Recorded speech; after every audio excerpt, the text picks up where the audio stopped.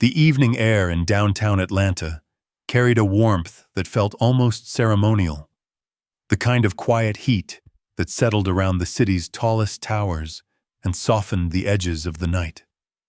From the street below, the windows of the Sycamore Club shone with gold, casting a reflection against passing cars and the murmured conversations of people heading in through its ornate entrance. Inside, the chandeliers glowed with a soft amber hue, bathing everything in a gentle light that made success feel tangible. It was the kind of place where deals were whispered over aged wine and where the members often believed the city itself bent to their plans. Malcolm Grant stepped through the doors with the calm assurance of someone used to observing a room before being recognized. At 41, he carried himself with a presence that didn't need flourishes or theatrics. He preferred clean suits, quiet entrances, and an air of steadiness that encouraged people to underestimate him until he chose otherwise. Tonight, his navy suit held no visible sign of rank or prestige, though he could have worn something that made his status unmistakable. But that wasn't who he was. He never forgot where he came from, or the promises he made to himself long before he became the real force behind Grant Innovations. To the world, Grant Innovations was led by an outgoing, charismatic billionaire named Victor Hale, a man who thrived in the spotlight and was widely known as the face of the company. What the world didn't know was that Victor's charm was only half the story. Malcolm was the architect, the strategist, the one who built the company from the ground up before bringing in Victor as a partner to help expand it. For years, Victor handled the public image while Malcolm stayed behind the scenes, quietly guiding operations, research, and long-range planning. Their arrangement kept attention off Malcolm and allowed him to maintain the privacy he valued, but it also meant that many people with influence, including those inside elite circles, assumed Victor held the highest authority. Malcolm didn't mind. In fact, he often preferred it. Tonight, he was there not as the hidden executive who shaped one of the country's fastest-growing tech firms, but as a guest quietly observing a board meeting disguised as a charity dinner. He wanted to see who in their network still acted with sincerity and who had grown comfortable with assumptions. The Sycamore Club was the sort of place where those assumptions often rose to the surface. He moved across the polished floors as a few people glanced his way, some offering polite nods without recognizing him. Others didn't acknowledge him at all. Malcolm noticed, but never held it against them. He had learned early in life that people often reveal their values not through words, but through how they treat someone they think cannot offer them anything. He found a quiet space near the back of the room where he could observe without drawing attention. Servers passed between clusters of guests, their trays filled with glasses of deep red wine and small dishes, arranged with artistic care. The low hum of conversation filled the air as talk of acquisitions, stocks, and upcoming expansions drifted from table to table. Near the center of the room, Malcolm noticed Victor laughing loudly with a few investors, his arm linked with that of his girlfriend, Meredith Shaw. Malcolm watched them with a neutral expression. Victor had mentioned earlier that Meredith wanted to attend tonight's event because she hoped to meet new people who could help her launch her interior design brand. Malcolm didn't know her well, but from the few interactions they'd had, she struck him as polished, sophisticated, and keenly aware of social hierarchy. He had no reason to judge her beyond that, though he sometimes wondered if she understood the weight that silence and patience carried in rooms like these. He didn't expect her to notice him across the room. She rarely did. In fact, most of Victor's acquaintances didn't realize Malcolm was anything more than a senior consultant or advisor when he appeared at these events.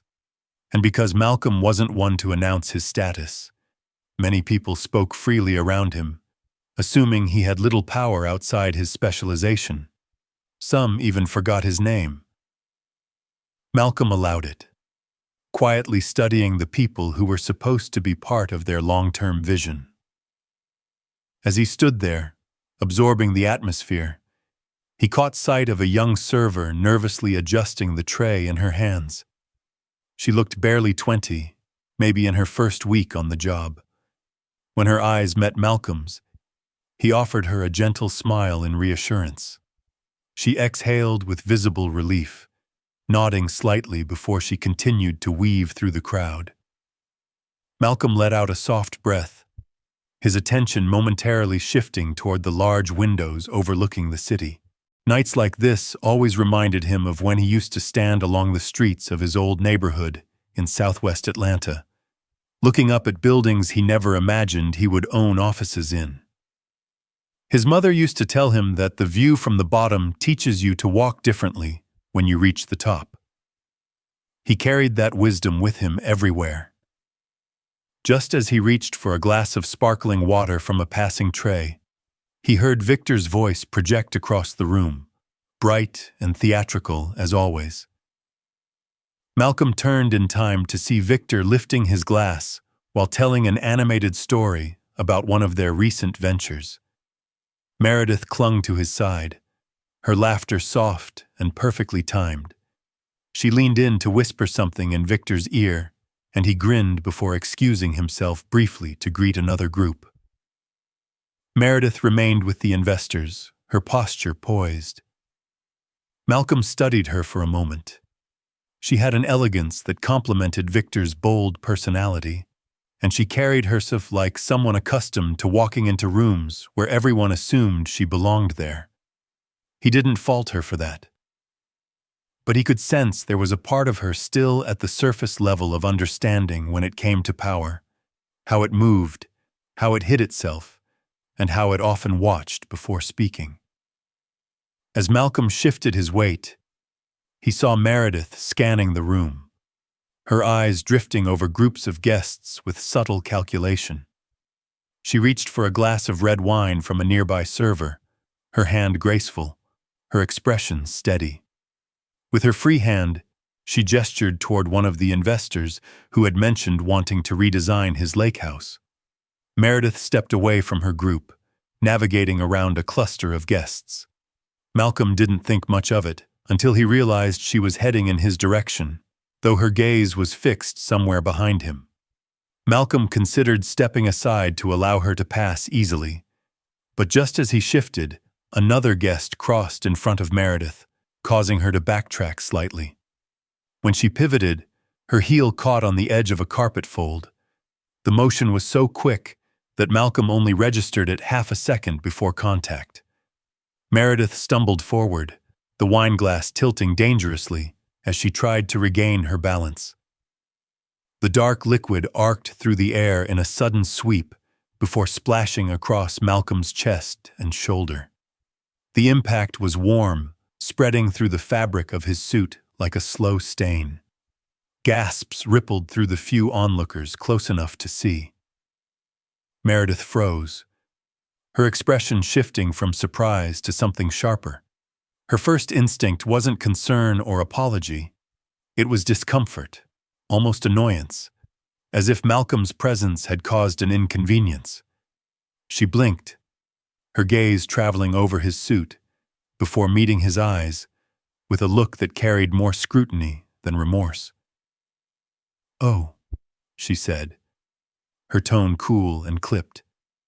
"You should watch where you're standing." Malcolm met her gaze calmly, the scent of wine rising from his suit as he took in her words. She held herself with a certainty that suggested she believed the situation was somehow his fault, or at least that he lacked the sort of status that required her genuine accountability. His expression remained steady, but inside, a familiar ache surfaced. Not anger, but disappointment. He had seen this behavior countless times in the very circles he had helped build, yet it never lost its sting. Before he could respond, One of the servers hurried toward them with napkins, her face flustered. She looked at Malcolm with concern, apologizing quickly even though she had nothing to do with what happened. Malcolm took a napkin gently from her hands, offering a reassuring nod. The young woman seemed grateful, stepping back slightly, but remaining close in case more assistance was needed. As he dabbed the front of his suit, Meredith shifted her stance, her composure returning. "This is a private event," she said softly, though her tone carried weight. "These areas near the investors tend to be very busy. You should try not to stand too close to where people are working." Her voice wasn't loud, but a few nearby guests overheard. Some glanced at Malcolm briefly before resuming their conversations, unaware or uninterested in who he was. Malcolm didn't respond right away. He didn't need to. He was used to letting moments breathe, letting people reveal themselves without prompting. And in that quiet pause, Meredith seemed to interpret his silence as discomfort or deference, the kind she was used to receiving from people she assumed were below her social tier. She lifted her chin slightly, as though signaling the interaction was finished. Then, with a quick sweep of her hair over one shoulder, she turned away and walked back toward her group without another word. Malcolm watched her leave, still calm, still composed. But a shift had begun inside him, subtle but firm. He wasn't upset about the wine. Clothes could be cleaned. The stain wasn't the issue. What lingered with him was the quiet moment where her true nature had surfaced, not in aggression, but in disregard. In her assumption that he wasn't worth even a sincere apology. The young server hesitated near him, still holding a few napkins. "Sir, I'm really sorry about that," she said softly. "Do you need anything else?" Malcolm offered her a warm look. "No, thank you. You've been very helpful. Don't worry about it. Accidents happen." Her shoulders eased in relief before she moved on. Malcolm continued to pat his suit lightly, then straightened, taking in the room again. He saw Victor rejoining Meredith's group, unaware of what had happened. He also saw a few board members beginning to gather near a set of double doors leading to the private dining area. He breathed in slowly. The night was shifting, not violently, not abruptly, but in a way that signaled something important was unfolding, something that would reshape more than just the atmosphere of the event. In moments like these, Malcolm always trusted that clarity would follow. And clarity, he knew, had a way of revealing who truly belonged beside him in the future he was building.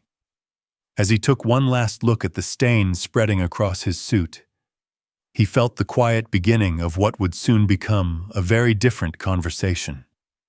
He already sensed the story was changing direction, the ground stirring beneath the calm, and he was ready to walk with it, step by step, toward whatever waited next.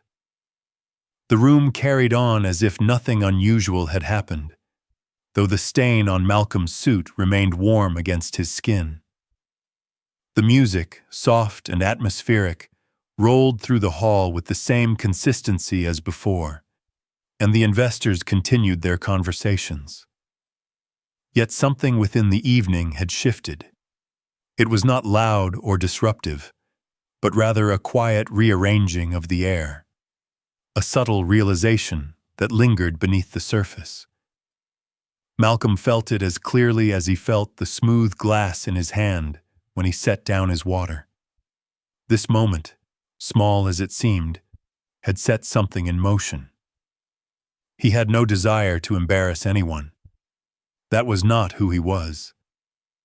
Still, the incident had revealed more than Meredith intended, and Malcolm sensed that what came next would test not only her character, but the integrity of everyone who surrounded her. He had learned long ago that one person's reaction often sparked a chain of truths waiting to be uncovered. Tonight would be no different. A few guests glanced toward him with passing curiosity, but most were too engrossed in their own circles to notice anything had happened at all.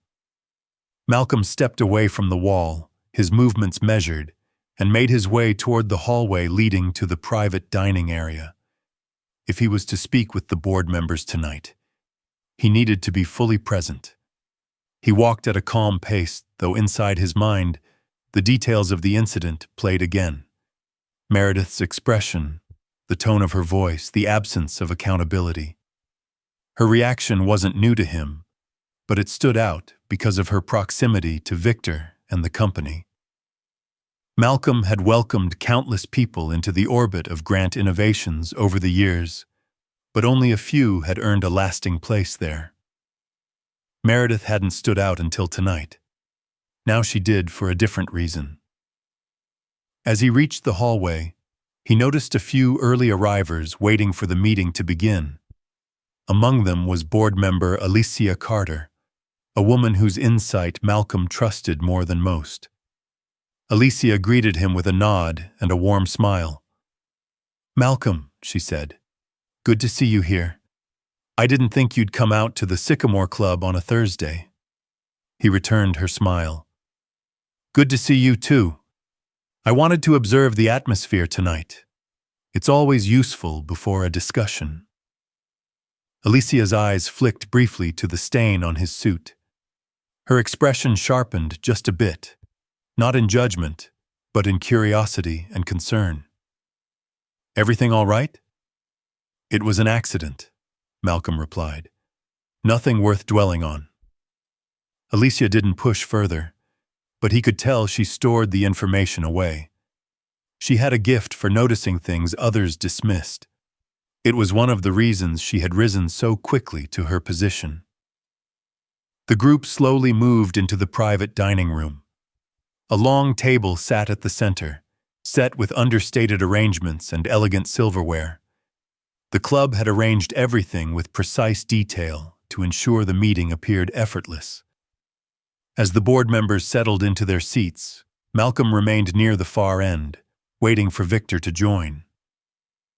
It wasn't long before Victor burst through the doors with his usual stride, energized and confident.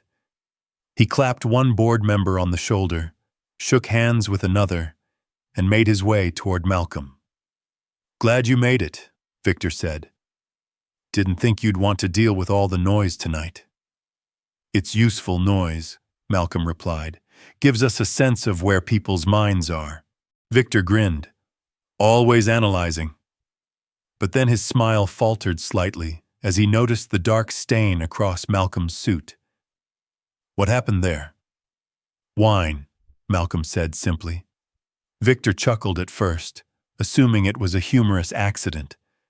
"Man, these servers move like they're in a race. Someone must have bumped right into you."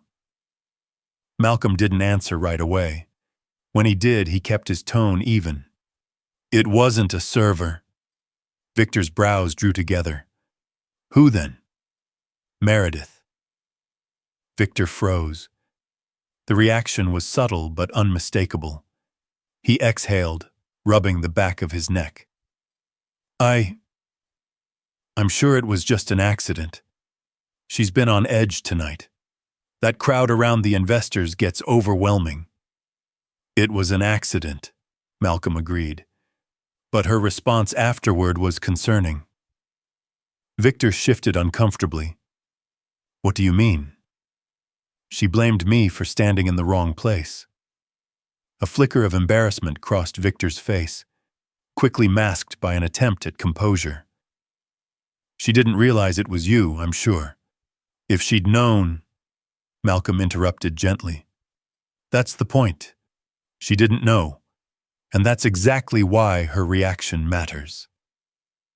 Victor looked away, his jaw tightening. He knew Malcolm wasn't the type to exaggerate or take offense lightly. If Malcolm said there was an issue, it was because he saw the deeper implications. Before Victor could respond, one of the organizers gestured for everyone to take their seats. The meeting would begin shortly. Victor nodded abruptly and made his way toward his position near the middle of the table. Malcolm walked to the opposite end. Though the meeting started with routine updates, quarterly expansions, partnerships, new hires, Malcolm found it difficult to fully focus. His mind kept shifting back to the moment with Meredith, not because of pride or irritation, but because he sensed a tension brewing beneath the layers of the evening. Something about the way she carried herself, the way Victor reacted, and the subtle glances exchanged by a few investors suggested that the situation might unfold further than anyone expected. As presentations continued, Malcolm observed the board members closely. Some were engaged, others tired from the week, others simply going through motions. But in the midst of it all, a question formed quietly in his mind. How many people around him were making judgments based on surface assumptions? How many would show their true character when the truth unfolded? After the meeting concluded, the group dispersed back into the main hall. Malcolm remained behind for a moment, allowing the crowd to clear. When he finally stepped out, the atmosphere had shifted again. The music had softened further, and more guests now mingled with relaxed ease. Victor and Meredith stood together near the bar. Victor lifted a hand, signaling Malcolm to join them. For a brief moment, Malcolm considered avoiding the interaction, but he knew better. Addressing moments of discomfort early prevented misunderstandings later. As he approached, Meredith turned toward him with a composed smile that didn't reach her eyes. "Victor said I should apologize," she said quickly, smoothing her dress. "I didn't realize my wine spilled on you earlier." Malcolm nodded once. "I accept your apology." Her expression shifted again, as though relieved the situation wouldn't escalate. "I hope it didn't ruin your evening." "It didn't," Malcolm replied, though he didn't elaborate. "Good," she said, and for a moment she appeared ready to step back into conversation with another group. But then she hesitated, glancing briefly at his suit again. "Though I really do think you should avoid standing in high-traffic areas. It makes it easier for everyone." Victor's face drained of color. "Meredith." But Malcolm didn't react outwardly. He simply met her eyes with the same calm he always carried. She interpreted his silence once more as passive agreement. "I'll send you a dry cleaning voucher," she added lightly, as if offering a generous gift. Victor closed his eyes for a split second, his embarrassment rising. Before he could intervene, a familiar voice came from behind them. "Malcolm, there you are." Alicia approached, her presence steady. She glanced at the stain, then at Meredith, and Malcolm knew she had already connected the dots. "We're needed for a quick follow-up discussion with the operations team," Alicia said. "Would you mind joining me?" Malcolm gave a polite nod. "Of course." He stepped away, leaving Victor and Meredith behind. As he and Alicia walked toward the side hallway, she lowered her voice. "I overheard a few things," she said. "I'm not sure she realizes who you are." "She doesn't," Malcolm replied. "And Victor?" Alicia asked. "He's conflicted," Malcolm said. "He wants to defend her, but he knows there's more going on here." Alicia breathed out slowly. "This might become a larger issue. People pay attention to how leaders treat those they think are beneath them. If the wrong impression spreads, it could affect how the company is viewed." Malcolm nodded. "I'm aware." As they entered the operations lounge, Malcolm knew the night had only begun to unfold. The moment with Meredith wasn't about spilled wine. It was about a deeper truth rising to the surface, one that would force decisions, expose loyalties, and test the moral direction of those around him. The lounge felt quieter than the rest of the club. Only a few staff members mingled near the far corner, discussing minor logistics. Alicia closed the door gently, giving them privacy. "You handled that well," she said, "but it can't end there." "I know," Malcolm replied. "What's your plan?" she asked. "To let the night reveal the rest," he said. "People always show more of themselves when they think they've avoided consequences." Alicia considered this. "You're not wrong." When they stepped back out into the main hall, the energy had shifted yet again. Conversations had grown louder, more fluid. Some guests were heading toward the outdoor terrace. Malcolm scanned the room. Victor and Meredith were no longer where he had left them. Instead, he spotted them across the hall speaking with the lead investor, Andrew Sterling. Andrew Sterling was known for two things: his massive wealth and his blunt honesty. He rarely sugarcoated his thoughts, and he had a sharp eye for character. Malcolm watched as Meredith leaned in to speak to him, gesturing animatedly.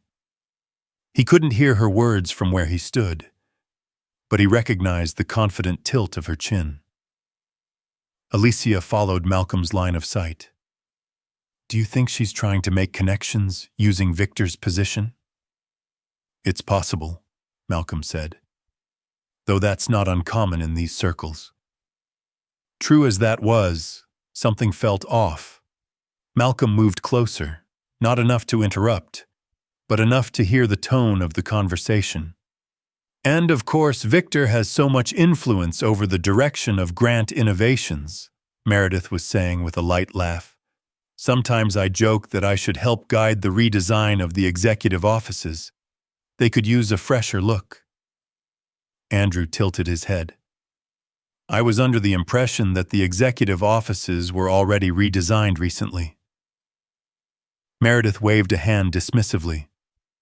"Oh, that was just a small project. The person who led it had a very, how do I put this, practical style. I prefer something with more sophistication."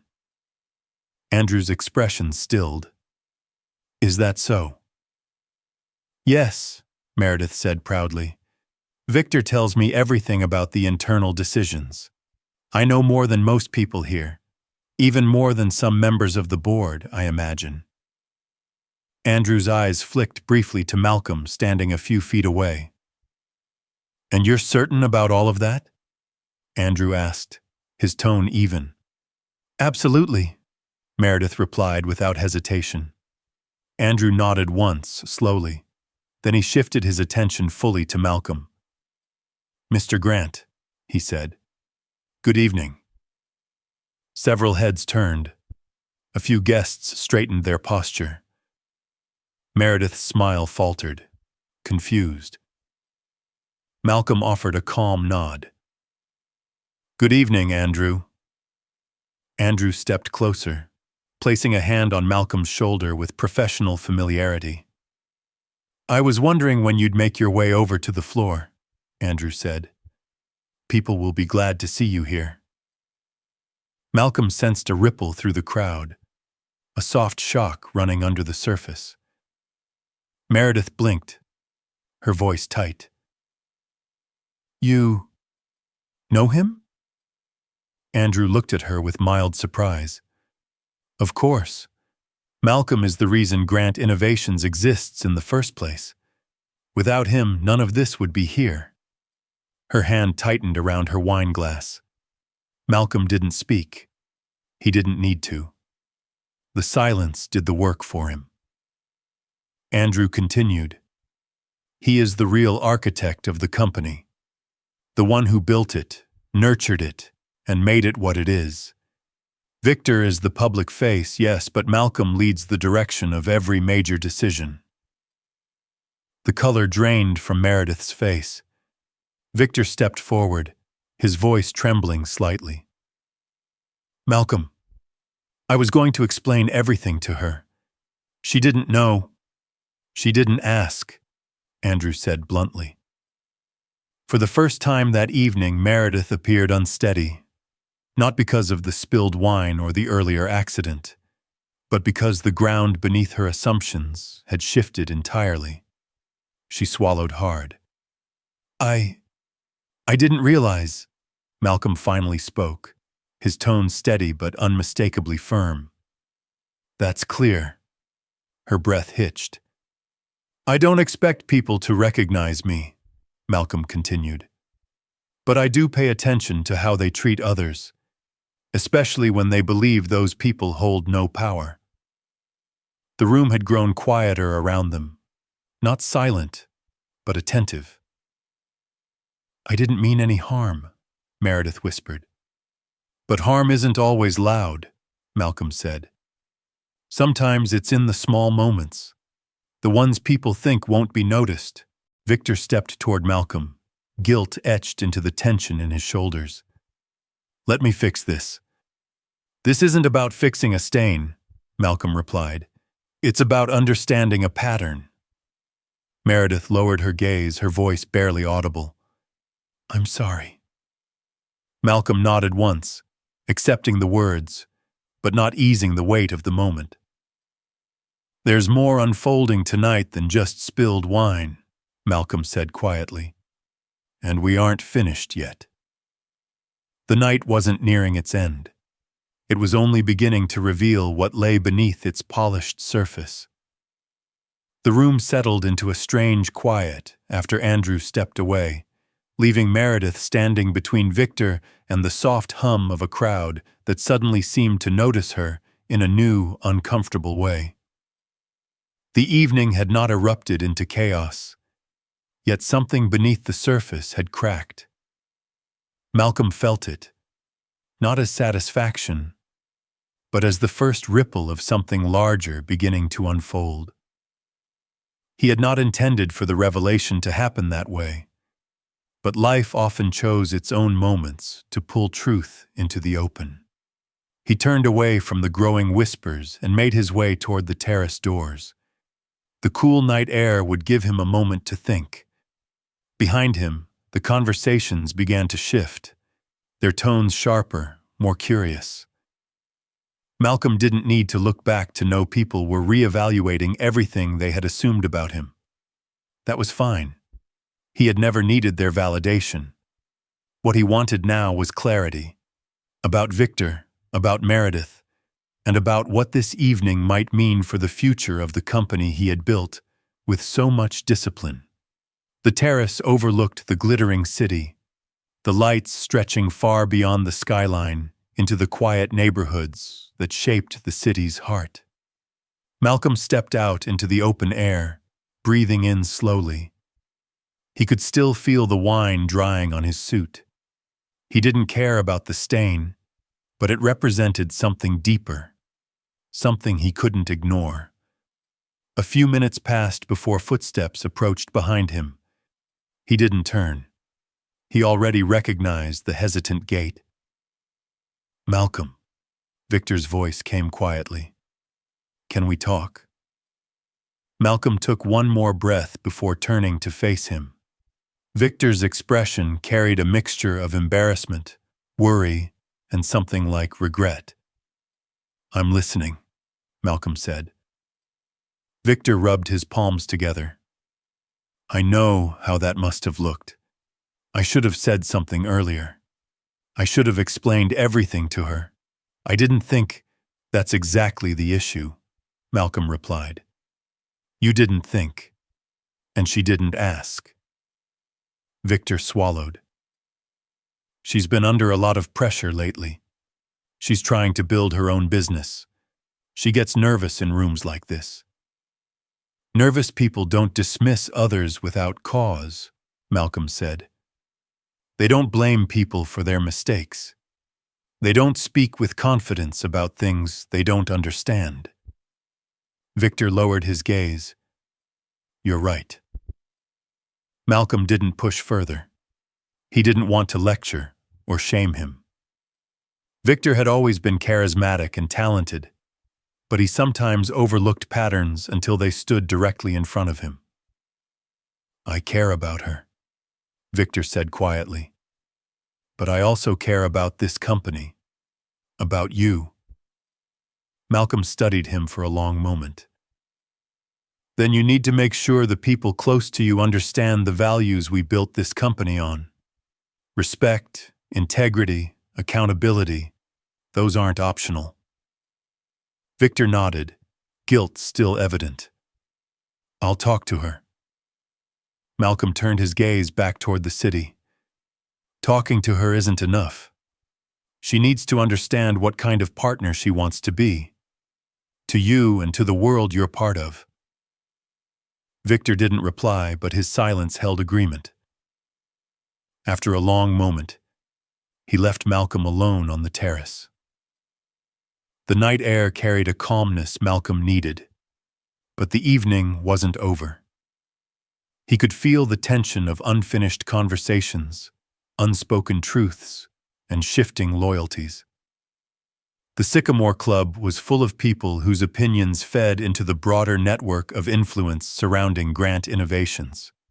What happened tonight would echo far beyond the walls of the club. When Malcolm finally stepped back inside, the room felt heavier. Eyes lingered on him a moment longer. Conversations paused briefly as he walked by.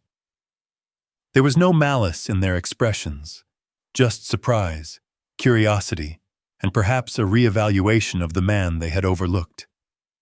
He moved through the crowd with his usual calm, heading toward one of the quieter corners near the windows. But before he reached it, Alicia intercepted him. "You all right?" she asked. "Yes," Malcolm said. "Just thinking." Alicia glanced toward the group Malcolm had left behind. Word spreads fast in this place. People are starting to piece everything together. "That was inevitable," Malcolm replied. "Maybe," Alicia said.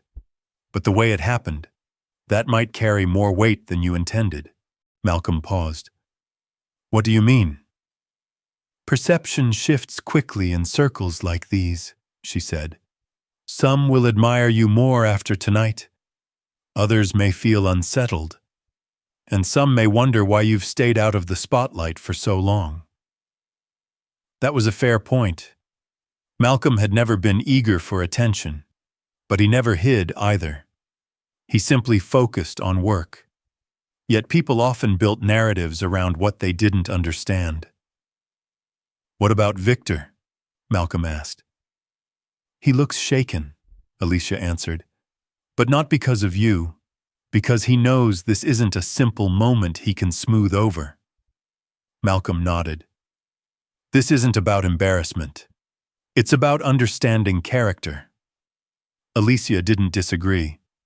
Before they could continue, Andrew Sterling walked toward them, hands clasped behind his back. "Malcolm," Andrew said, "if you're available, I'd like a few minutes with both you and Victor before the night ends." "I'm available," Malcolm replied. "Good," Andrew said. "There's something we need to address." Andrew walked away without explaining further. Alicia exchanged a quick look with Malcolm. "This might be important," she said. "It usually is when Andrew calls for a private conversation," Malcolm replied. He made his way toward the far side of the club, where a smaller lounge room had been prepared for late-night discussions. When he entered, Andrew was already waiting. Victor arrived a moment later, looking uneasy. The three men sat. Andrew folded his hands. "I won't dance around this. Tonight wasn't ideal for several reasons. Not because of spilled wine, but because assumptions and misunderstandings created a situation that should never have happened." Victor nodded slowly. Andrew continued. "Malcolm, you have earned respect in every room you walk into, whether people recognize you or not. That's why I'm asking you both this question. Have you considered how dangerous it is for the company that so many people still don't realize who you are?" Malcolm leaned back slightly. "My work doesn't require recognition. The structure we built allows me to operate from a quieter position." "That was true before," Andrew said. But the company is growing. Competition is tightening. Influence is shifting. If the wrong people misunderstand your role, or worse, underestimate it, it could create vulnerabilities we can't afford. Victor's eyes widened slightly. Are you saying we need to change the leadership arrangement? Andrew didn't hesitate. I'm saying the world needs to know Malcolm's true position, publicly. Victor inhaled sharply. Malcolm remained calm. That would be a drastic shift, and not necessarily beneficial. Perhaps not immediately, Andrew said, but tonight proved something important. When people don't recognize the true leader of a company, they treat him however their biases lead them to. That is dangerous for business and reputation. Malcolm took a slow breath. I'm not afraid of bias. Andrew shook his head. This isn't about fear. It's about strategy. We can't allow misconceptions to put you, or the company, at risk. Victor finally spoke, his voice low. I never thought of it that way. There's more, Andrew added. I overheard some of the investors speaking after the incident. They were shocked not by what happened, but by how easily it happened, because people didn't know who you were. Malcolm didn't respond immediately. He had spent years crafting a careful balance between visibility and privacy. He didn't want power to change him, but he also knew the world was changing, and influence required careful positioning. What are you suggesting? Malcolm asked. A shift in public structure, Andrew replied.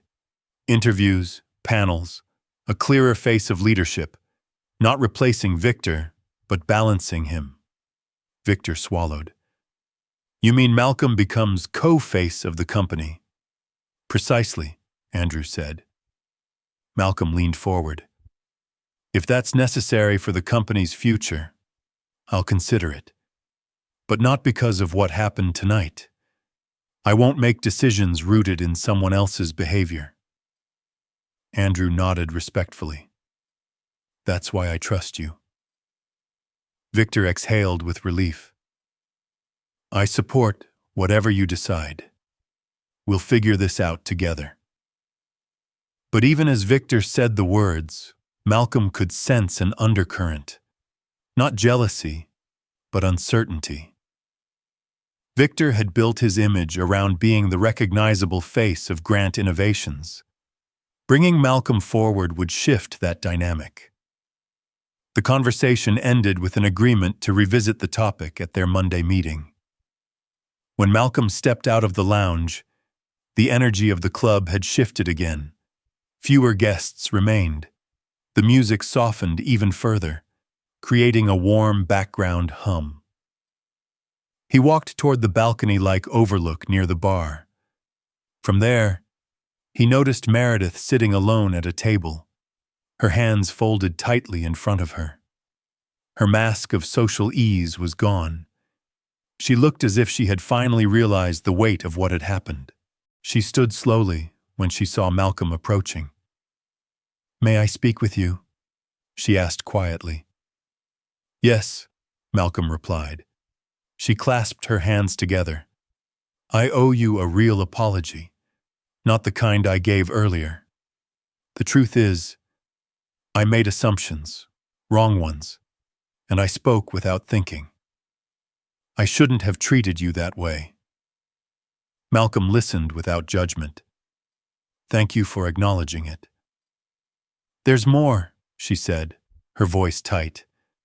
I embarrassed Victor. I embarrassed myself. And I realize now that I walked into this evening with the wrong attitude. I've been overwhelmed, trying to prove myself in places like this. But that doesn't excuse how I acted. You're right, Malcolm said gently. Stress doesn't justify disrespect. She nodded, her eyes glistening slightly. I know. Your actions tonight didn't reveal who you are entirely, Malcolm continued. But they did reveal something you need to address if you want to grow, in your career, your relationships, and your role in Victor's life. She swallowed. I understand. A pause settled between them. I don't hold grudges, Malcolm said, but I do pay attention. Meredith nodded again. I hope one day you'll see me differently than you do tonight. That depends on the choices you make moving forward, Malcolm replied. Her eyes glimmered with a mixture of remorse and determination. As Malcolm turned to leave, he sensed that her story wasn't finished. People rarely transformed after one difficult moment, but they often began their transformation there. He walked toward the exit of the club, gathering his thoughts. The night had raised questions he needed time to answer. Questions about leadership, identity, loyalty, and the future of everything he had built. When he stepped outside into the warm night, he had no idea that the real turning point of the evening hadn't happened yet. It was waiting just around the corner, ready to pull everything into motion. The night outside the Sycamore Club carried a slow, late warmth, the kind that wrapped around Malcolm's shoulders as he stepped onto the dimly lit sidewalk. The valet station was nearly empty now, with only a few cars waiting to be retrieved. A soft breeze rustled through the nearby trees, carrying the faint scent of magnolia and city pavement. Malcolm breathed deeply, letting the air settle whatever tension clung to him. But even as he tried to center himself, something about the evening felt unfinished. The conversation with Andrew, the weight in Victor's eyes, the shift in Meredith's demeanor. Each piece carried a quiet momentum that seemed to gather into something larger. He walked a few steps away from the entrance, savoring the quiet, when he heard the door open behind him. Footsteps followed, hurried but cautious. He turned slightly, expecting perhaps Victor or Alicia. Instead, it was one of the younger associates from the operations team, a man named Jordan Wells. Jordan had joined the company a few months earlier, humble and eager to learn. He had a sharp mind, though he often underestimated his own insight. Mr. Grant, Jordan called gently, do you have a moment? Malcolm nodded. Of course. Jordan approached, his posture respectful but tense. He glanced back at the club entrance as if unsure whether he should be speaking at all. I didn't want to interrupt you earlier, he said quietly, but there's something I think you should know before the night goes any further. Malcolm raised an eyebrow. Go on. Jordan hesitated, lowering his voice even more. There were a few investors talking tonight, after what happened with Mr. Sterling. They didn't realize I was there. I was helping set up some files in the corner. What did they say? Malcolm asked. Jordan swallowed. They're questioning the company's leadership structure. Not out of disrespect toward you, but because they were caught off guard. Some of them assumed your lack of visibility meant you weren't significantly involved. Now they're wondering whether Victor has been presenting the company accurately. Malcolm felt a familiar ache, not anger, but recognition. People often created their own stories when the real one wasn't visible. Did they say anything specific? Malcolm asked. Jordan nodded. Some of them suggested that Victor might be taking credit for work that wasn't entirely his. Others wondered if there were internal issues the board was hiding. And one investor said something about wanting a more transparent breakdown of who actually leads the company. That didn't surprise Malcolm. Still, it meant that the ripple from tonight's incident was already spreading outward. Jordan looked uneasy. I didn't want to cause trouble, but I thought you should hear it before anything escalates. You did the right thing, Malcolm said. Thank you. Jordan exhaled with relief. If you need help gathering any information or easing concerns, I'm here. Malcolm offered a reassuring nod. Go home for the night. We'll talk soon. Jordan gave a respectful nod and left. Malcolm watched him disappear down the sidewalk, then looked back toward the glow of the club's entrance. Conversations were still happening inside, shifting alliances, new uncertainties, and questions that would shape the future of Grant Innovations. He wasn't ready to leave. Not yet. Instead of calling for his car, Malcolm walked around to the side of the building where another terrace overlooked a narrow garden. It was quieter there, a small escape built for those who wanted a break from the noise of influence. Malcolm stepped onto the paved path and paused near a bench beneath a softly lit tree. Moments later, the door opened again. This time, it was Victor. He looked exhausted. Malcolm, Victor called softly. I hoped you hadn't left yet. I'm here, Malcolm said. Victor approached, running a hand through his hair. Everything's changing. I can feel it. I don't know if I'm ready for what comes next. Malcolm studied him quietly. You're not the only one feeling that way. Victor sighed. Andrew wants us to restructure our public image. He wants you to step forward. He's not wrong. But I'm not sure how to adjust to that. I'm used to being the face of things. I've built relationships around that role. Malcolm nodded slowly. And you've done it well. But the company is outgrowing the structure we built years ago. I know, Victor said, his voice tight. But today made me realize something else. I've been so focused on how the world sees us that I forgot how it sees you, or doesn't see you, and I let that go on for too long. Malcolm didn't respond. Sometimes silence helped people find their truth. Victor exhaled deeply.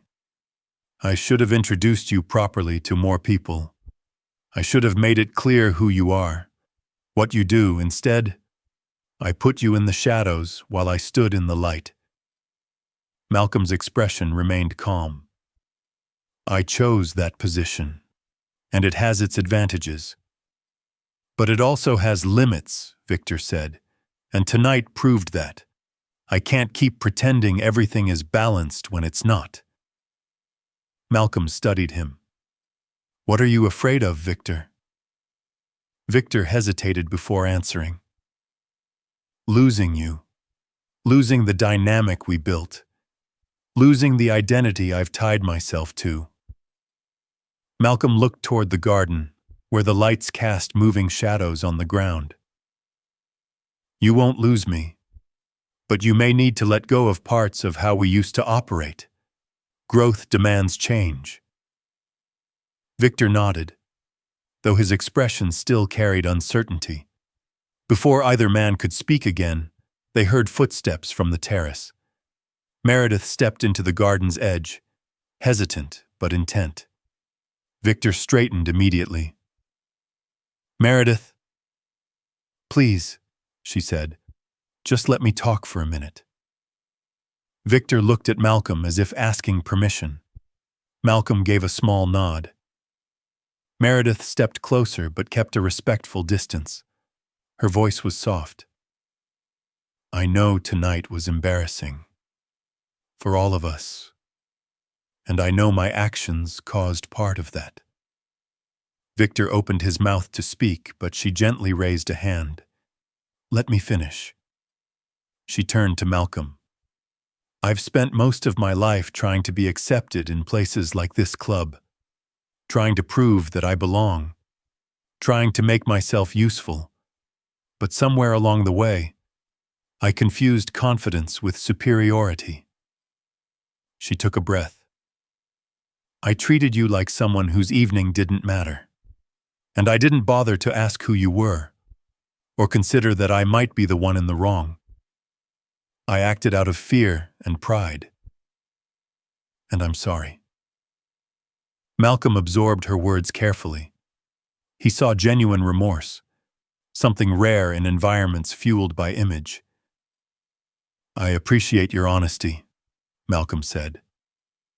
Meredith nodded. "I don't expect forgiveness, but I need to understand how to move forward. Not just for Victor's sake, but for my own. I want to be better than the person I was tonight." Victor reached for her hand. She squeezed it tightly. "Whatever happens next," she said, "I want you both to know I'm willing to learn." Malcolm gave a small nod. "Growth begins with awareness. What you do after this moment matters most." Meredith exhaled shakily. "I hope I get the chance to prove myself." "We all have something to prove," Malcolm said softly. She looked grateful, if still overwhelmed. Victor guided her back toward the doors, whispering something Malcolm couldn't hear. Their silhouettes moved across the terrace lights, merging into the glow inside the club. Malcolm remained in the garden for another few minutes. The night, calm as it appeared, was beginning to coil into something more pressing. He sensed that whatever awaited them would challenge not only the company, but the relationships surrounding it. When he finally walked back toward the club's front entrance, a black sedan pulled up to the curb, sleek, tinted, unfamiliar. The rear door opened. A man stepped out. Someone Malcolm hadn't seen in years. His presence alone shifted the air. "Malcolm Grant," the man said with a knowing smile. "It's been too long." Malcolm's posture changed subtly, every sense sharpening. "Lawrence Pierce, Malcolm said slowly. "I didn't expect to see you here." "You seldom expect me," Lawrence said, closing the car door. "But I tend to appear when opportunity calls." Malcolm studied him carefully. Lawrence had once been involved in early negotiations with Grant Innovations, back when the company was building its foundation. He was brilliant, ambitious, and charming, but also unpredictable. Their partnership dissolved years earlier when Lawrence pushed for aggressive expansions Malcolm believed were unethical. They separated on tense terms. "What do you want?" Malcolm asked. Lawrence gave a slow smile.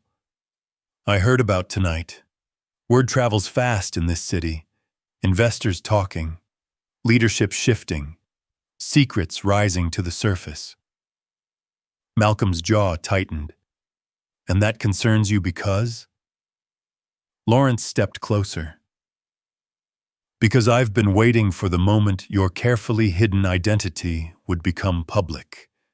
You built an empire in silence. Now that silence is cracking." Malcolm felt the night growing heavier.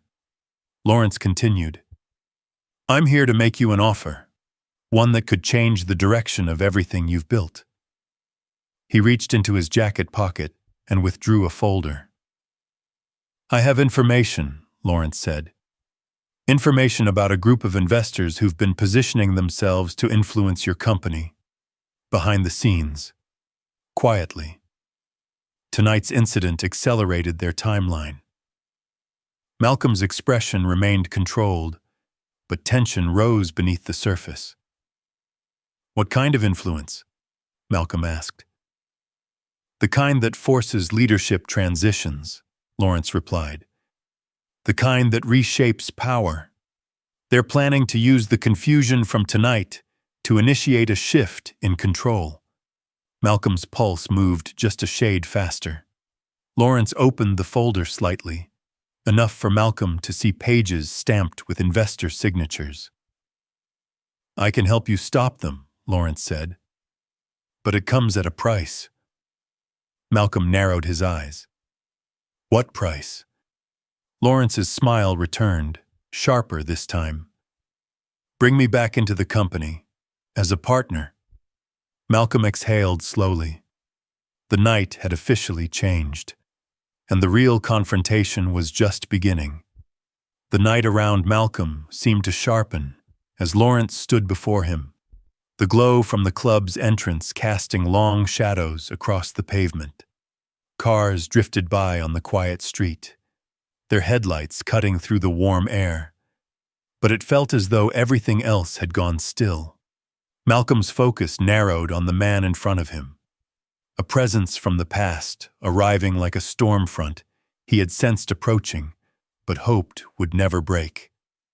Lawrence's smile remained composed, confident, almost theatrical in its precision. He held the folder loosely at his side, the corner of it rippling slightly in the breeze. Malcolm kept his expression measured, but inside the gears of his mind were already turning. Lawrence did not appear anywhere without purpose, and if he had returned now, after years of quiet distance, it meant something serious was unfolding beneath the surface. "Why come to me with this?" Malcolm asked, his voice even. "If investors are trying to influence the company, why not go to Victor? He's the one they think leads everything." Lawrence's smirk deepened. "Because Victor doesn't hold the power they believe he does. Not really. Not where it matters." He stepped closer, lowering his voice. "You're the one who built Grant Innovations. You're the one whose decisions shape the future of the company. The investors may not see it yet, but those who know the inside structure understand exactly who they need to influence." Malcolm didn't blink. "You mean you?" "I mean us," Lawrence corrected smoothly. "Or at least, what we could be again." Malcolm looked away briefly, as if searching the quiet street for clarity. Years ago, Lawrence had been a promising ally, sharp, capable, imaginative, but ambition had overtaken ethics. He had pushed for expansion into areas Malcolm knew would undermine the company's integrity.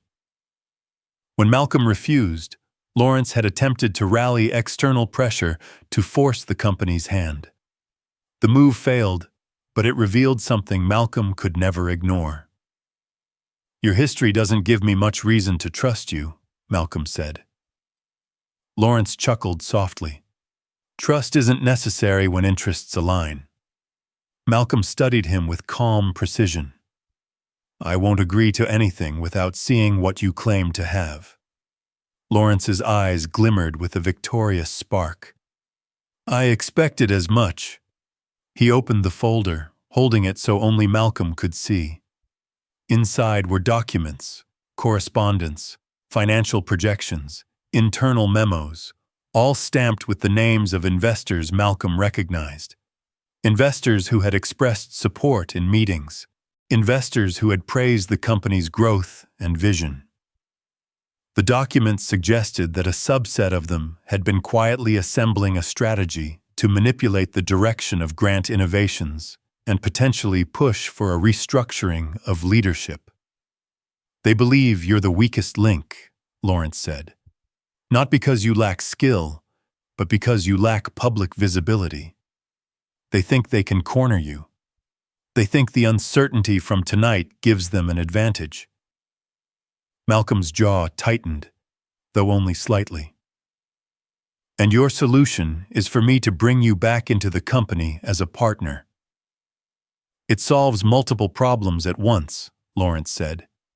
"You get someone who understands how these investors operate behind closed doors. Someone who knows how to navigate competitive expansion. Someone who isn't afraid to push limits." "And what do you get?" Malcolm asked. Lawrence's smile didn't waver. "A share of the empire I helped begin." Malcolm closed the folder carefully and handed it back. "I'll review this with the board." Lawrence shook his head. "You bring this to the board, and they'll panic. They'll side with the investors to protect themselves. I'm giving you a chance to control the situation before it spreads." "Which is why you want leverage," Malcolm said. Which is why you need me, Lawrence countered. For several long seconds, the two men stood in the warm night air, the tension hovering between them like an unspoken challenge. At last, Malcolm took a slow breath. I won't make a decision tonight. Lawrence inclined his head. I expected that. But the timeline is short. These investors aren't waiting for the next quarter. He stepped backward toward his car. When you're ready to talk, you know where to find me. He opened the car door, then paused. One more thing. The investors have already begun speaking to Victor. Malcolm felt a faint chill beneath the heat of the night. They won't tell him everything yet, Lawrence continued, but they'll test him. They'll try to see how much influence they can gain through him. If he falters, they'll use it. If he resists, they'll find another path. He gave a knowing smile. You can't protect him from this. Not unless you act quickly. With that, Lawrence entered the sedan, and it slipped quietly into the street. Malcolm remained still for a moment, letting the weight of Lawrence's words settle.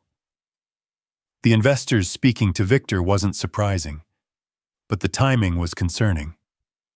Victor's uncertainty tonight made him vulnerable. In the wrong hands, that vulnerability could fracture the leadership structure Malcolm had worked so hard to build. He stepped away from the curb, walking slowly back toward the club's side entrance. The air seemed thicker now, as though every step carried the responsibility of the decisions ahead. When he returned to the terrace, he saw Alicia leaning against the railing, watching the view of the city. Alicia, he called quietly. She turned, her expression softening when she saw him. I wondered where you went. Then her eyes narrowed slightly. You look troubled. Malcolm approached, resting a hand on the rail beside her. We have a situation. Alicia tilted her head. What kind? He explained what Lawrence had told him, carefully, without embellishment. Alicia listened with the attentive focus that had made her invaluable to the board. When he finished, she remained silent for several seconds, absorbing everything. Well, she said finally, that explains why a few of the investors were acting strangely tonight. You noticed? Malcolm asked. I didn't have the full picture, she admitted. But I sensed tension, whispers, questions about leadership direction. I didn't know it was this coordinated. Malcolm looked toward the club's lights reflecting in the windows. They think I'm the weak point. Alicia turned to him fully. You're the foundation. They mistake your quiet leadership for vulnerability. That's their flaw, not yours. That flaw might cost us control of the company, Malcolm said. Not if we act strategically, Alicia replied. But Malcolm, Lawrence wants something. He always does. And if he's returning now, it's because he sees leverage. I know, Malcolm said. I won't bring him back in without knowing everything. Alicia stepped closer, her voice warm but serious. You don't need him. We can handle this internally. The moment you bring someone like him into negotiations, he begins rewriting the rules. Malcolm appreciated her clarity. You're right. So what's the plan? Alicia asked. Before Malcolm could answer, the terrace door swung open again. Victor stood in the doorway, shoulders tense, his expression conflicted. There you are, he said, stepping toward them. We need to talk, now. The urgency in his voice made Alicia step aside. What's going on? Malcolm asked. Victor rubbed his temples. Two investors pulled me aside after you left. They said they wanted to discuss the company's lack of clarity in leadership. They asked why you weren't more visible. Then they asked who was really making decisions. Alicia and Malcolm exchanged a look. "They're testing you," Alicia said. Victor nodded. It was more than testing. They hinted they want a restructuring proposal drafted by next month, something that better reflects the company's public-facing identity. Malcolm understood immediately. They want to reduce my influence. Victor met his eyes. I told them absolutely not, but they didn't back down. They said they'd bring the proposal to the board, whether I supported it or not. Alicia's breath caught. If enough investors sign on to that, the board will be obligated to review it. And in reviewing it, Malcolm said quietly, they open the door for more restructuring. Victor looked devastated. I don't know what to do. They want to divide us. Malcolm placed a hand on Victor's shoulder. Then we don't let them. We stay aligned. Victor swallowed hard. I meant what I said earlier. You're the one who built this company. I don't want to lose what we have. Alicia nodded. We need a counter-strategy, one that ensures the board understands the value of Malcolm's leadership before the investors twist the narrative. Agreed, Malcolm said.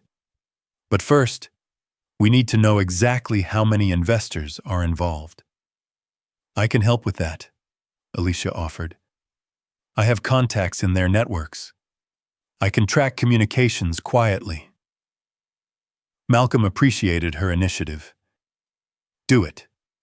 We need as much information as possible before Monday. Victor lowered himself into one of the terrace chairs, exhausted. How did this all happen in one night? Because pressure exposes the cracks people try to hide, Malcolm said. Tonight didn't create the problem. It revealed it. Victor looked up at him, eyes searching. What about Meredith? Will this affect her too? Not directly, Malcolm said, but indirectly. Everything affects everyone. Victor nodded slowly, understanding the deeper truth. Alicia placed a hand on Malcolm's arm. You're the steady force in all of this. If you show certainty, the board will follow your lead. Malcolm looked into the distance. I intend to. But even as he said it, he sensed something pressing against the edges of his mind, a feeling that tonight's revelations were only the beginning. Hours later, after the club had emptied and the city had quieted, Malcolm finally returned home. The silence of his penthouse should have offered comfort, but instead, it carried the weight of expectation. He placed his suit jacket, still marked by the faded wine stain, over the back of a chair. He stood by the tall windows overlooking the city, watching the lights flicker in the darkness. He thought of Lawrence's words, of the investors' intentions, of the company's future, and of the responsibility resting on his shoulders. When morning came, the first calls arrived before sunrise. 3 board members, 2 investors, 1 media outlet asking for a statement. The story was beginning to move without him, and he had no choice but to follow it into the heart of the storm. The morning unfolded with a heaviness that settled across the city long before Malcolm stepped into his office. The sun had risen behind a thin layer of haze, casting muted beams over the skyline. It was the kind of morning that carried both anticipation and warning, signaling a shift in momentum. Malcolm entered Grant Innovations headquarters with his usual calm demeanor, though inside his thoughts churned with careful calculation. Employees greeted him respectfully as he walked through the main lobby. A few looked surprised to see him so early. Others sensed something brewing beneath the surface and whispered quietly as he passed. Malcolm didn't fault them. In companies of their size, tension flowed like electricity when leadership faced uncertainty. Word from the Sycamore Club had already reached several corners of the building. People knew something had happened. They just didn't know what. His assistant, Marlene, met him outside his office. Her face was composed, but her eyes hinted at concern. "Good morning, Mr. Grant. You have 9 missed calls from investors, 3 from board members, 2 from legal, and 1 from a journalist requesting comment." "Anyone leave a message that needs immediate attention?" Malcolm asked. "Only one," she said, handing him a note. "Alicia. She wants to see you as soon as possible." "Send her up when she arrives," Malcolm replied. Marlene nodded and stepped aside. Malcolm entered his office, closing the door quietly behind him. He took a moment to breathe. The room was filled with the familiar elegance he preferred. Rich wood, soft lighting, the expansive window overlooking the city he helped transform. But today it felt different. Not less comforting, but loaded with responsibility. He removed his jacket and hung it neatly. Then he sat at his desk and reviewed the first series of emails. As he expected, the investors' messages were filled with carefully coded language, requests for clarity, concerns about leadership consistency, hints at upcoming proposals. Malcolm responded with composed professionalism, addressing each inquiry without revealing uncertainty. A soft knock sounded. "It's open," he said. Alicia entered carrying a folder. Her expression was serious, sharp with purpose. "We need to talk." Malcolm gestured for her to sit. "I assume you learned more." She nodded, placing the folder on his desk. "I worked through my network last night. I traced communications between several investors involved in the restructuring push. They've been discussing this for over a month. Tonight wasn't the catalyst. It was the opportunity." Malcolm studied her carefully. "Which investors?" She opened the folder. "Sterling isn't involved, but Prescott Holdings, Moonridge Capital, and 3 independent stakeholders have been coordinating. They want to propose a leadership shift that moves you into a strictly operational role while elevating Victor as the sole public executive." Malcolm leaned back slightly. "Their reasoning?" "They believe your lack of visibility creates instability," Alicia said. "They think Victor's name recognition is safer for long-term market expansion." A faint flicker of disappointment crossed Malcolm's features. Not because the investors doubted him, but because they misunderstood the foundation of the company. "And Victor?" Malcolm asked quietly. Alicia hesitated. "He's worried. He doesn't want this, but he's torn." The investors approached him with assurances that the shift would strengthen their stock options. "They're applying pressure." Malcolm closed his eyes briefly. "They're manipulating his insecurities." Alicia nodded. "And if this goes to a board vote, even if it doesn't pass, it creates public doubt. Rumors. Market instability." Malcolm opened his eyes again, sharper now. "Then we counter it before they gain momentum." "How?" Alicia asked. He didn't answer right away. His gaze drifted toward the window, where the sunlight grew brighter across the glass skyline. Before he could respond, a second knock sounded. This time it was Victor. He entered cautiously, closing the door behind him.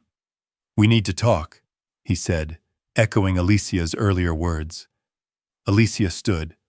"I'll give you both a moment." "No," Malcolm said firmly. "Stay." Victor hesitated before taking a seat. He looked tired, eyes shadowed, shoulders tense. "Everything is happening so fast. The investors cornered me this morning. They're pushing harder than last night." "We know," Malcolm said. Victor rubbed his forehead. "They told me that if I cooperate, the transition would be smooth, that the company would appear unified. They said if I resist, they'll force a board vote. Alicia's eyes narrowed. They didn't give you all the details. They want control, not stability. Victor exhaled shakily. I don't want to lose what we've built, but I don't know how to stop them. Malcolm leaned forward. You stay aligned with me. That's how. The company was built on trust between us. They're trying to fracture that. If we remain united, they lose their advantage. Victor nodded slowly. I want to. I just don't want people to think I've been pretending to be something I'm not. Malcolm's expression softened.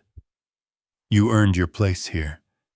But that place doesn't need to diminish mine, nor should mine diminish yours. Victor swallowed. So what do we do? Malcolm sat back, his voice calm but resolute. We show them transparency before they demand it. We prepare a statement clarifying the leadership structure, together. We reinforce our partnership publicly, and we schedule a meeting with the board before the investors try to force one. Victor straightened slightly, renewed. I can do that. Alicia smiled faintly. Good, because they expect hesitation from you. If you act decisively with Malcolm, they'll lose leverage. Just then, Malcolm's phone buzzed. He glanced at the screen. A message from an unknown number. He opened it. A single sentence appeared. Have you reconsidered my offer? Malcolm didn't react outwardly. Alicia caught the shift in his posture. Lawrence? She asked. Malcolm nodded. Victor tensed. What does he have to do with this? He claims to have documents revealing the investor's full strategy, Malcolm said. But he wants back into the company in exchange. Alicia immediately shook her head. Absolutely not. Bringing him back would cause more instability than the investors ever could. Victor looked conflicted but agreed. He's too unpredictable. We can't invite him in. Malcolm nodded. I won't make any deal with him, but his information could still be valuable. Alicia crossed her arms. He won't share anything without leverage. Malcolm looked down at the message again. Then he typed a reply. Not until I know everything. He placed the phone face down. We'll gather our own information, Malcolm said. Enough to counter their proposal before it gains traction. Alicia reopened her folder. I already began outlining a strategy.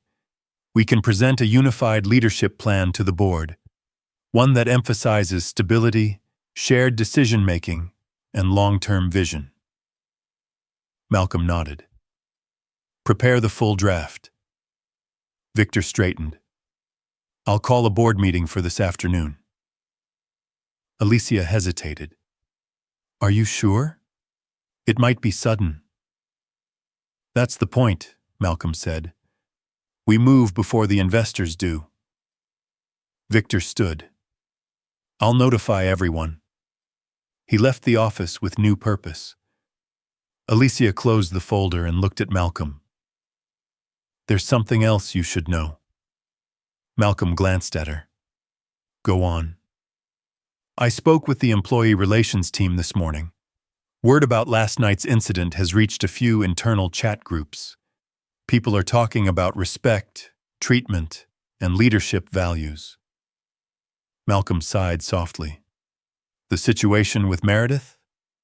Partly, Alicia said, but mostly about what happened after, when Andrew publicly acknowledged your position. Employees are questioning why they didn't know sooner. Malcolm nodded. It's a fair question. Alicia sat forward. This could be an opportunity. If you embrace visibility, internal morale could strengthen. People respect authenticity. Malcolm looked toward the window again. It may be time. Alicia placed a hand on his desk. Then let's begin shaping that narrative. Not for show, for truth. He gave a small nod. Hours later, the board gathered in one of the larger conference rooms on the 22nd floor. The room was sleek, minimalist, and designed for clarity of thought. Floor-to-ceiling windows, a long polished table, muted lighting. Malcolm entered with a composed expression, followed closely by Victor and Alicia.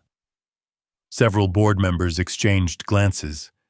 A tension hung across the room like an unspoken question. Victor opened the meeting. Thank you all for coming on short notice. There have been recent concerns raised about our leadership structure and public image. Malcolm and I would like to address them directly.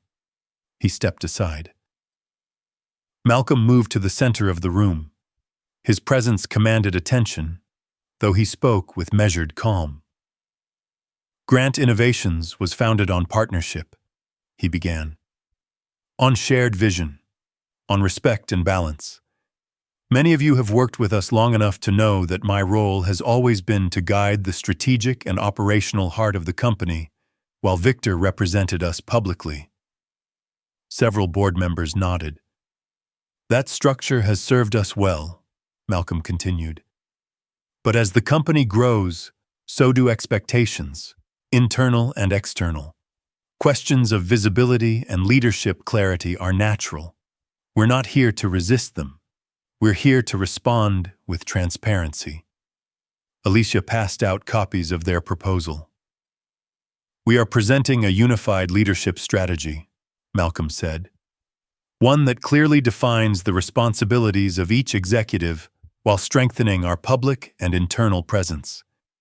Victor and I will share public leadership moving forward. A murmur rippled across the room. One board member, Daniel Morton, raised a hand. Does this address investor concerns? It does, Malcolm said. It reinforces stability. It prevents any single narrative from dominating the future of the company. Another member, Linda Choi, leaned forward. And the restructuring proposal some investors mentioned? Victor stepped in. We are not supporting it. We believe it undermines the foundation of the company, and we expect the board to consider that before entertaining any external pressure. Daniel frowned. Some investors are claiming uncertainty after last night. Malcolm met his gaze. Uncertainty comes from assumptions. We're removing assumptions. Linda tapped her pen. And what about rumors that certain investors want Malcolm's influence reduced? Malcolm remained calm. Those rumors are exaggerated, and any investor seeking to diminish the leadership that built this company should question whether they understand the company at all. A few board members exchanged impressed glances. Alicia added, This isn't just about structure. It's about integrity. Silence followed. Finally, Daniel nodded. I support this direction. One by one, several others voiced agreement, but not all. When the meeting concluded, Malcolm stepped out into the hallway with Alicia and Victor. The atmosphere felt lighter, but not resolved. Not yet. We gained momentum, Alicia said, but the investors won't back down easily. Victor exhaled. I know. Malcolm turned toward the elevator.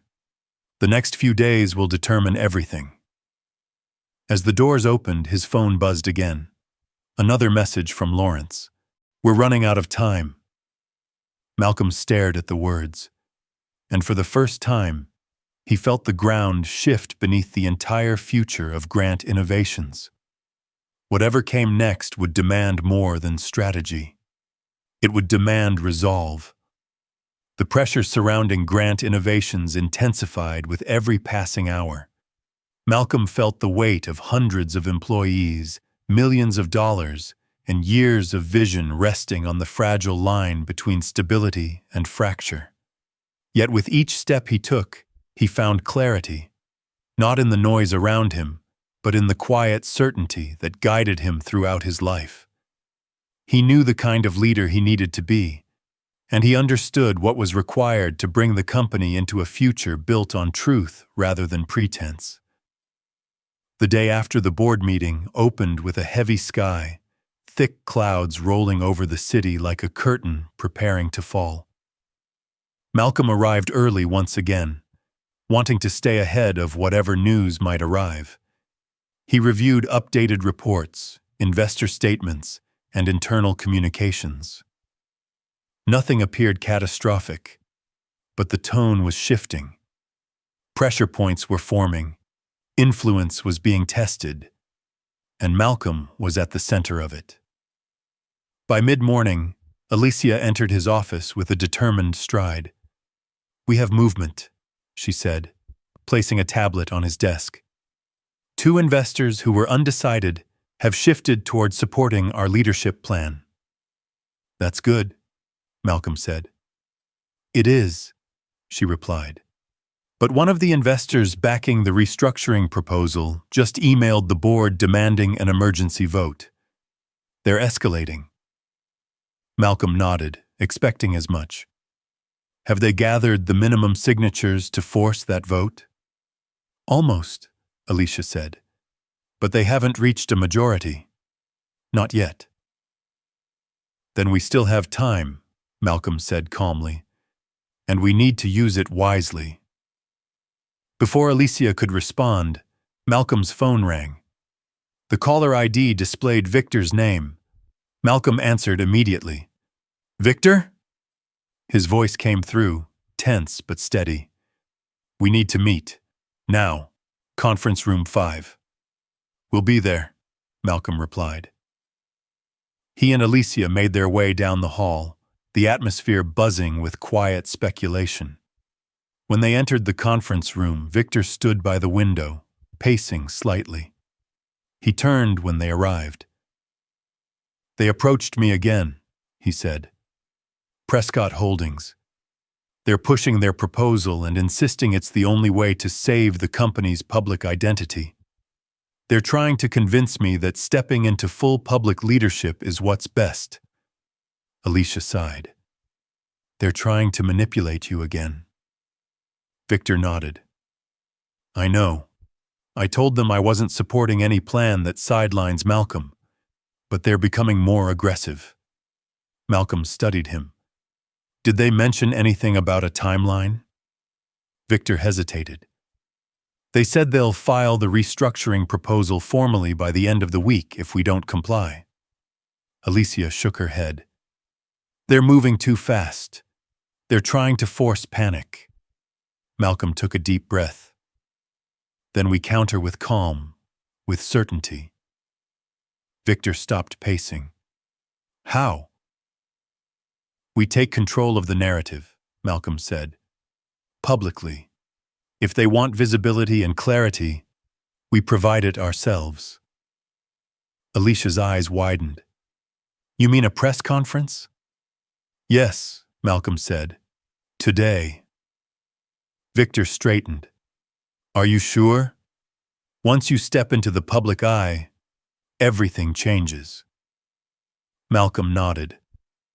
"I've spent years leading quietly. That has served its purpose. But now the company needs both of us visible, united, and transparent. This ends with truth, not silence." Alicia exhaled slowly. "Then we'll prepare the announcement. I'll notify our communications director." Victor approached Malcolm, his voice soft. "Thank you for trusting me in all this." Malcolm gave him a steady look. "We built this together, Victor, and we'll protect it together." The preparations began immediately. News invitations were sent out. Internal memos were drafted. The communications team rapidly assembled talking points and visuals. Employees buzzed throughout the building with growing anticipation. Some nervous, some curious, some hopeful. By noon, a press area had been set up in the central atrium, cameras aligned, Microphones adjusted, lights warming the space. Reporters gathered near the front, whispering among themselves about the unexpected announcement. Rumors had begun circulating throughout the business community, but no one knew the full truth. Malcolm stood behind the side curtains, steady and composed. Victor joined him, adjusting his tie nervously. "You ready?" Victor asked. "I am," Malcolm replied. "You don't look nervous," Victor said. Malcolm smiled faintly. "I learned a long time ago that people take their cues from the calmest person in the room." Victor let out a breath. "Then I'll follow your lead." When the communications director gave the signal, Victor stepped forward first. The room fell silent as he approached the podium. "Good afternoon," he began. "Thank you all for being here on such short notice. Grant Innovations has always valued transparency, integrity, and partnership. Today, we are here to reaffirm those principles and clarify the truth about our leadership structure." He paused, then gestured for Malcolm. As Malcolm stepped forward, murmurs spread across the audience. Many of the reporters recognized Victor instantly, but Malcolm was a new face to them. And yet his presence carried a quiet power that commanded immediate attention.